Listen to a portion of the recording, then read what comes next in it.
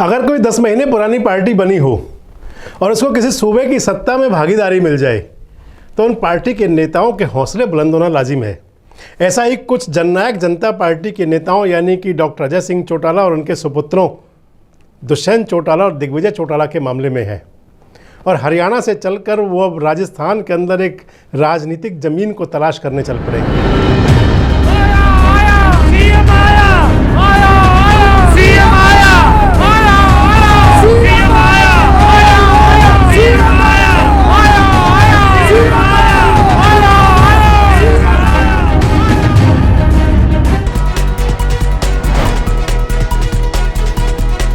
नमस्कार, मेरा नाम संजय मग्गू है और मौजूद हूँ देश रोज़ाना के डिजिटल मीडिया प्लेटफॉर्म पर।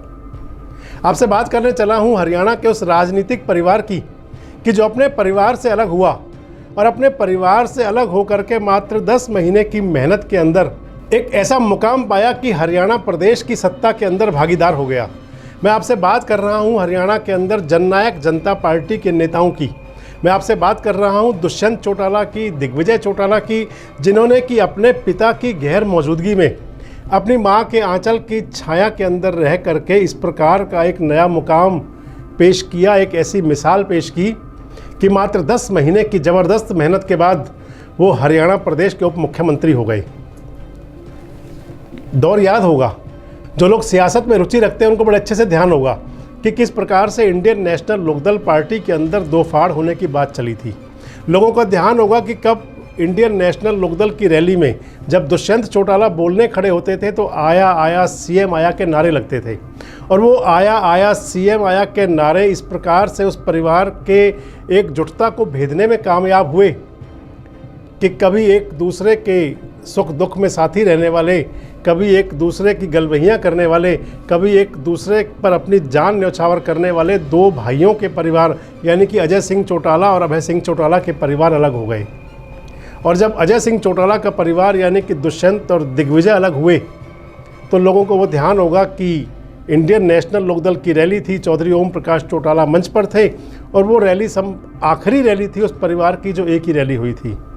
चौधरी ओम प्रकाश चौटाला गुस्से में हुए और अपने ही पुत्र और पौत्रों पर एक्शन लिया, पार्टी से बाहर कर दिया। पार्टी से बाहर हुए तो उसके बाद में एक नया मुकाम हासिल करने के लिए मेहनत शुरू कर दी, एक नई पार्टी बना दी जिसका निशान रखा चाबी, और चुनाव मैदान के अंदर कूद पड़े। पहले लोकसभा का चुनाव आया था। लोकसभा चुनाव के अंदर आम आदमी पार्टी के साथ हरियाणा में गठबंधन कर चुनाव लड़ा और दुष्यंत चौटाला हिसार संसदीय क्षेत्र में दूसरे स्थान पर रहे। 3 सीटों पर चुनाव लड़ी थी उस समय जननायक जनता पार्टी, और क्योंकि जो परिणाम थे वो आशातीत नहीं थे तो जननायक जनता पार्टी ने बिना किसी गठबंधन में जाए हुए हरियाणा की राजनीति के लिए अपनी अलग राह चुन ली। और अपनी अलग राह चुन करके जब 2019 का विधानसभा का चुनाव हुआ तो जननायक जनता पार्टी के हरियाणा में 10 विधायक बने। भारतीय जनता पार्टी को पूर्ण बहुमत नहीं मिला, 40 विधायक हुए तो जननायक जनता पार्टी हमराह बनी बीजेपी की, और उस सरकार के अंदर मनोहर लाल मुख्यमंत्री और दुष्यंत चौटाला उप मुख्यमंत्री बने। बीच में कई बार ऐसी बातें चलती रही कि सरकार अब गई तब गई, लेकिन 4 साल से अधिक समय हो चुका है, वो गठबंधन की सरकार चल रही है। लेकिन इस बीच अब जब राजस्थान का चुनाव नज़दीक आ गया है, क्योंकि राजस्थान कभी चौधरी देवीलाल की सरजमी रही है, जिस सीकर पर आज आया आया सीएम आया के नारे लगे, जब दुष्यंत चौटाला बोलने खड़े हुए थे तो एक बारगी तो लोगों को लगा होगा ज़रूर कि ये आया आया सीएम आया के नारे तो हरियाणा के थे, तो क्या जननायक जनता पार्टी अब राजस्थान के अंदर अपनी सरकार बनाने की तरफ अग्रसर होना चाह रही है। इसी प्रकार के नारे हरियाणा में लगा करते थे जब दुष्यंत चौटाला खड़े होते थे, आया आया सीएम आया। तो आज जब राजस्थान के अंदर सीकर में रैली को सफल करने के लिए जो ताऊ देवीलाल की 110वीं जयंती पर उसी सीकर में की थी जननायक जनता पार्टी ने, जिस सीकर का सांसद रहते हुए चौधरी देवीलाल देश के उप प्रधानमंत्री हुए थे। उस सीकर से सांसद रहते हुए चौधरी देवीलाल ने देश की राजनीति को एक नई दिशा दी थी। उसी सीकर से जननायक जनता पार्टी ने अपना एक शंखनाद किया था, और शंखनाद था राजस्थान की राजनीति के अंदर खुद को स्थापित करने का। और उस रैली को संबोधित करते हुए दुष्यंत चौटाला ने कहा कि जननायक जनता पार्टी की ये रैली राजस्थान के अंदर एक नया मुकाम साबित करेगी। जननायक जनता पार्टी राजस्थान की राजनीति के अंदर एक नया कमाल करेगी। और वो कमाल क्या करेगी ये तो चुनाव परिणाम बताएंगे।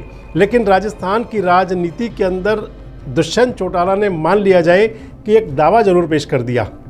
25 सितंबर के दिन यानी कि आज के दिन जब जयपुर में प्रधानमंत्री मोदी एक रैली को कर रहे थे तो सीकर के अंदर जननायक जनता पार्टी ने एक रणघोष का आगाज कर दिया। लोग ऐसा कह रहे हैं, राजनीतिक लोग ऐसा कह रहे हैं कि जननायक जनता पार्टी राजस्थान में चुनाव लड़ सकती है।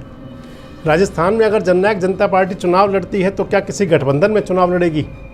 क्योंकि जाट राजनीति को साधने के लिए भारतीय जनता पार्टी को हो सकता है वहाँ कुछ जरूरत पड़े। और अगर जननायक जनता पार्टी चुनाव लड़ेगी और बीजेपी के साथ गठबंधन होगा तो फिर हालात क्या होंगे, कितनी सीटें मिलती है। और अगर कोई गठबंधन नहीं होता और स्थिति में जननायक जनता पार्टी अपने बूते पर राजस्थान के चुनाव मैदान में उतरती है तो कितनी सीटों पर चुनाव मैदान में अपने प्रत्याशी उतार सकती है। और अगर जननायक जनता पार्टी राजस्थान में चुनाव लड़ती है तो उस चुनाव में परिणाम क्या सामने आएगा।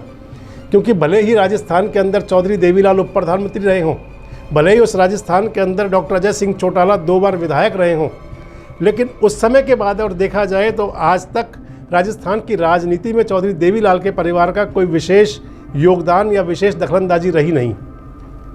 अब राजस्थान की राजनीति में दखलंदाजी कर और एक बड़ी रैली कर जिसके अंदर कहा तो ये जा रहा है कि हरियाणा के लोग जाता थे, नेता भी हरियाणा के थे, जनता भी हरियाणा की थी, लेकिन रैली राजस्थान में थी तो राजस्थान की जनता को राजस्थान की राजनीति में एक नया संदेश जरूर अग्रेषित हुआ होगा। वो संदेश कैसा होगा, जननायक जनता पार्टी के लिए राजस्थान कैसा मुफीद साबित होगा या वहाँ उनको वहाँ से बैरंग आना पड़ेगा। आया सीएम आया के नारे क्या राजस्थान में भी कुछ राजनीतिक करिश्मा कर पाएंगे? नज़र आपकी भी होगी और प्रयास हमारा भी होगा कि राजस्थान की राजनीति में हो या हरियाणा की राजनीति में हो, देश की राजनीति में हो या फिर दलीय राजनीति में हो, जब भी कुछ नया घटित हो आपको उसकी जानकारी दें। इस प्रकार के वीडियोस के लिए जुड़े रहें, हमारे साथ देखते रहें देश रोजाना। नमस्कार, धन्यवाद। हमारे साथ जुड़े रहने के लिए देखते रहिए देश रोजाना का YouTube चैनल सब्सक्राइब कीजिए। साथ ही देश रोजाना की खबरें सबसे पहले देखने के लिए प्रेस कीजिए बेल आइकन।